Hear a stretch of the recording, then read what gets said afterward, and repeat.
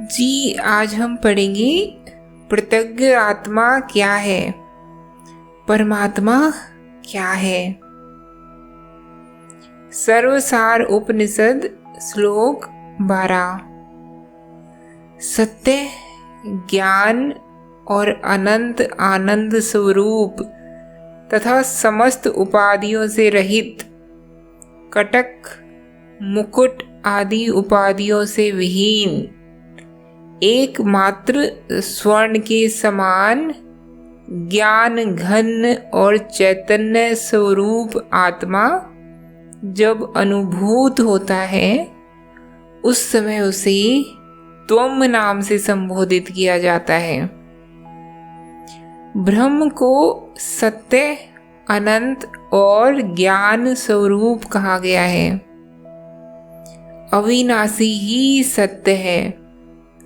देश, काल, वस्तु आदि जो निमित्त हैं, उनके विनष्ट हो जाने पर भी जिसका विनाश नहीं होता, वही अविनाशी तत्व है।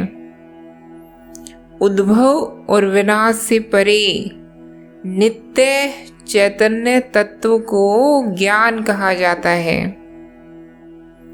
मृत्तिका से निर्मित पात्रों, वस्तुओं और मृत्तिका के सामान, स्वर्ण निर्मित आभूषणों से स्वर्णवत, सूत निर्मित वस्त्रों में सूत्रवत विद्यमान वह चैतन्य सत्ता जो समस्त सृष्टि में पूर्णतः व्याप्त है, उसे अनंत कहते हैं।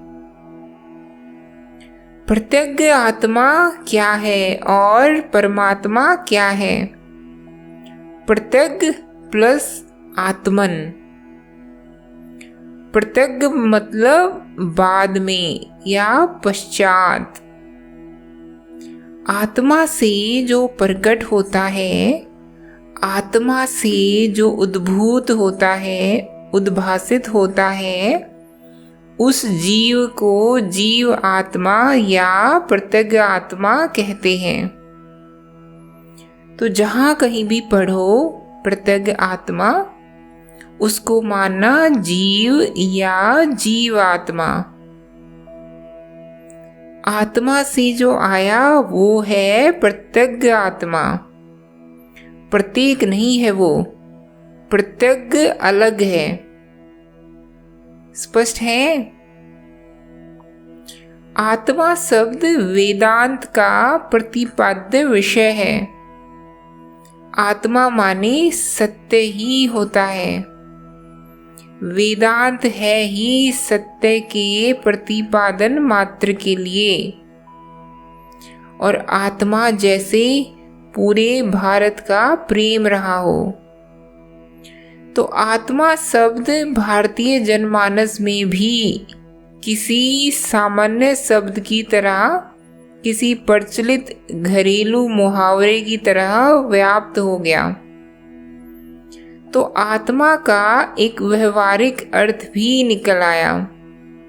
वो व्यवहारिक अर्थ ऋषियों ने कदाचित नहीं दिया था। मैं समझती हूँ वो जनमानस से आया। आत्मा का जो जन सामान्य में प्रचलित अर्थ है, वो है मन। लोग कह देते हैं ना कि मेरी आत्मा को चोट लगी, मैं आत्मा से बात कर रहा हूँ, मेरी आत्मा बहुत ईमानदार है, या कि भगवान उनकी आत्मा को शांति दे, या मैं तुम्हें आत्मा से प्रेम करता हूँ। ये मैंने अभी जितने भी साधारण वाक्य बताए, इन सब में साझा क्या है? आत्मा का प्रयोग किया जा रहा है मन के लिए। बात की जा रही है मन की और उसे कहा जा रहा है आत्मा। ये हुआ मात्र अज्ञान के कारण नहीं है। ये मैं समझती हूँ इसलिए हुआ है कि भारत को आत्मा शब्द से ही प्रेम हो गया।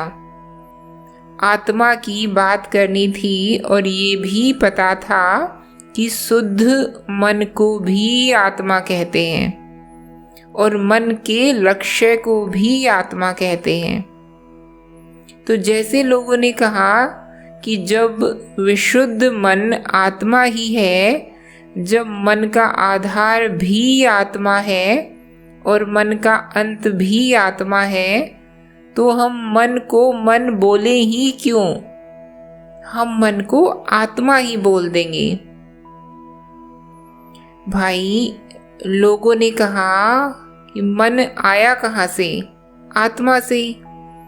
मन जा कहाँ को रहा है, मन सोच किसको रहा है अंततः, मन की चाह किसकी है, तो मन बोले ही क्यों। उन्होंने कहा हम आत्मा ही बोलेंगे। तो फिर ये सब हो गया कि आत्मा को शांति दे भगवान, या आत्मा तड़प रही है, इत्यादि इत्यादि। वहां से ही फिर ये शब्द आए हैं, प्रत्यग्र आत्मा, जीव आत्मा, परमात्मा, नहीं तो आत्मा काफी है। आत्मा ही एकमात्र और अद्वितीय बल्कि अद्वैत सत्य है, और आत्मा पर कोई उपाधि नहीं लग सकती। उपाधि समझते हो? उपाधि मतलब किसी चीज को किसी दूसरी चीज से संयुक्त कर देना। तो वो जो दूसरी चीज है वो पहली चीज की उपाधि कहलाती है। समझ रहे हो? जैसे कोई सफेद रंग का कपड़ा है, इसको लाल रंग के पानी में डाल दें तो इसकी लाल उपाधि हो जाएगी, और आत्मा पर कोई उपाधि लग नहीं सकती। ये आत्मा के बारे में बड़ी मूलभूत बात है। तो आत्मा को फिर परमात्मा कहना या जीव आत्मा कहना या प्रत्यग्र आत्मा कहना वास्तव में श्रुति सूत्रों के विरुद्ध ही है, क्योंकि श्रुति कहती है आत्मा के साथ कोई उपाधि जोड़ मत देना। तो फिर क्यों कहना पड़ा परमात्मा? क्योंकि आत्मा शब्द को तो जनसाधारण ने हथिया लिया, वो आत्मा को ले भागे। इतना सुंदर शब्द है आत्मा, उसको सर्वसाधारण ने अपने कब्जे में ले लिया और उसका उपयोग करने लगे। किसके लिए? मन के लिए। तो फिर ऋषियों ने कहा, अच्छा भाई, आत्मा अगर तुमने ही ले लिया तो फिर हम अपने लिए दूसरा शब्द ले लेते हैं। तो उन्होंने जो आत्मा है, विशुद्ध आत्मा, वास्तविक आत्मा, उसको क्या नाम दिया? परमात्मा। वास्तव में आत्मा और परमात्मा तो एक ही है। आत्मा में परम का अलंकरण जोड़ने की जरूरत क्या है? आत्मा तो है ही परम। जैसे तुम कहो सबसे ऊंचा आसमान, तो कोई नीचा आसमान भी होता है क्या? तो वैसी ही बात है। जैसे तुम कहो कि सबसे पूर्ण पूर्णता, तो कोई अधूरी पूर्णता भी होती है क्या? तुम कहो सबसे खाली खालीपन, तो कोई अधूरी शून्यता भी होती है क्या? तो वैसे ही आत्मा अपने आप में परिपूर्ण एवं अनंत है। आत्मा को किसी उपाधि की, किसी विशेषण की, किसी उपसर्ग प्रत्यय की कोई जरूरत नहीं है। लेकिन पूछना पड़ रहा है, देखो यहाँ शिष्य को गुरु से, कि प्रत्यग्र आत्मा क्या है, परमात्मा क्या है? तो गुरु यही समझा रहे हैं, कह रहे हैं कि आत्मा जब उपाधि युक्त हो जाती है और जीव आत्मा को भूल करके उपाधियों से तादात्म्य करने लगता है, तो उसको कहते हैं प्रत्यग्र आत्मा। और विशुद्ध चैतन्य, मुक्त चेतना को कहते हैं परमात्मा। इस बात को उपनिषद ने बड़े सुंदर उदाहरण के माध्यम से समझाया है। उपनिषद कहती हैं कि तत्वमसि, जानते हो ना शिष्य, तत्त्वम असि, सुना है ना? तो मैं देख रही हूं शिष्य ने हुंकार भरी हाँ। तो ऋषि कह रहे हैं तत् है परमात्मा और त्वम है प्रत्यग्र आत्मा। वह परमात्मा है, तुम प्रत्यग्र आत्मा हो। लेकिन तुम प्रत्यग्र आत्मा होकर के परमात्मा सिर्फ तब हो जब तुम परमात्मा से प्रेम रखो, मुक्ति की आकांक्षा रखो और अपनी चेतना को अनंत ऊंचाइयों तक ले जाओ, अनंत ऊंचाइयों तक। अब इस अनंत शब्द का ही प्रयोग करके गुरु ने आगे एक बात कही। गुरु ने कहा परमात्मा वो जो प्रत्यग्र आत्मा को सच्चिदानंद घन अनंत का अनुभव करा दे। क्योंकि ये जो प्रत्यग्र आत्मा है या जीव आत्मा है, ये तो अनुभव में ही रहता है ना। परमात्मा को कोई अनुभव नहीं हो सकते, क्योंकि सब अनुभव द्वैत में होते हैं और परमात्मा अद्वैत है। तो परमात्मा को तो कोई अनुभव होते नहीं, पर जो प्रत्यग्र आत्मा माने जीव है वो तो अनुभव में ही रहता है।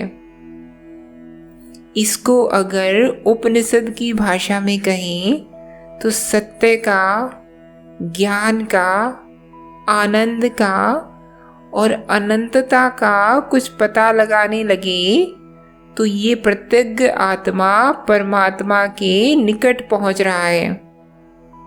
और पता लगते लगते, पता लगने की प्रक्रिया में, पता लगने के कारण ही जिसको पता लग रहा है वो पता लगने वाली वस्तु में ही युक्त हो जाए, समाहित हो जाए, लीन हो जाए, तो फिर दोनों बिल्कुल एक ही हो गए। तत्वमसि योग हो गया, मिल गए, लय हो गया। साधारणतया प्रत्यग्र आत्मा परमात्मा से बड़ी दूर है, ठीक वैसे जैसे मन आत्मा से दूर ही रहता है, एक होकर के भी दूर रहता है। ईशावास्य कहता है ना, तदूरे तद्वमतिके, जो तुम्हारे बिल्कुल पास का है तुम उसी से बहुत दूर हो। तो वैसे ही मन और आत्मा का रिश्ता है, वो तुम्हारे बहुत पास का है फिर भी तुम उससे बहुत दूर हो। लेकिन इतनी सामर्थ्य है और इतना सौंदर्य है उस दूरी की चीज में कि वो तुमको विवश कर देती है अपने निकट आने में। कैसे विवश कर देती है? वो तुमको ये अनुभव दिला देती है, ऐसे अनुभव जो बिल्कुल तुम्हें भौचक्का कर देते हैं, तुम्हारे होश उड़ा देते हैं, तुम्हें उस परम लक्ष्य के प्रेम में डाल देते हैं, उसके बंधन में डाल देते हैं। सत्य का अनुभव, आनंद का अनुभव, ज्ञान का अनुभव और अनंतता का अनुभव, ऐसा है वो परमात्मा। मात्र वही है जो तुम्हें झटका दे सकता है, जो तुम्हें बुरी तरह चौंका सकता है, क्योंकि तुम्हारे सारे अनुभव शुद्रता के हैं, सीमित संसार के हैं, और वो तुमको तुम्हारी सीमाओं से बाहर का कुछ अचानक दिखा देगा और तुम भौचक के रह जाओगे। ये क्या जादू है, अचरज है। इसी तरीके से ज्ञान तुम्हारे सारे अनुभव अज्ञान के हैं, अंधेरे के हैं, वो अकेला है जिसका संसर्ग तुम्हें ज्ञान दिला देता है, और जहाँ ज्ञान है वहाँ अद्भुत आश्चर्य है। तुम्हें उसकी ओर बढ़ना ही पड़ेगा। अध्यात्म और कुछ नहीं है, मन को समझना और मन का जो सबसे गहरा रिश्ता है उसको उजागर कर देना है। गहरा रिश्ता बनाना नहीं है, वो गहरा रिश्ता है। मन अस्तित्वमान हो ही नहीं सकता बिना उस गहरे रिश्ते के। वो गहरा रिश्ता है, पर मन उस गहरे रिश्ते को जैसे किसी अंधेरे तय खाने में दबा छुपा कर रखता है।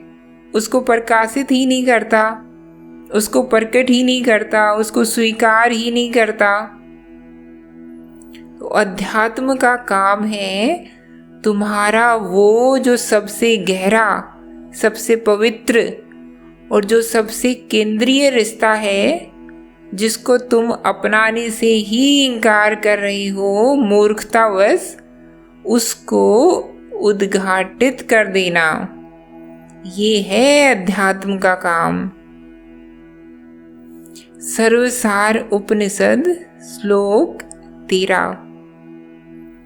जो सुख स्वरूप, चैतन्य स्वरूप, अपरिमित आनंद का सागर है और अवशिष्ट सुख का स्वरूप है, उसे आनंद कहते हैं।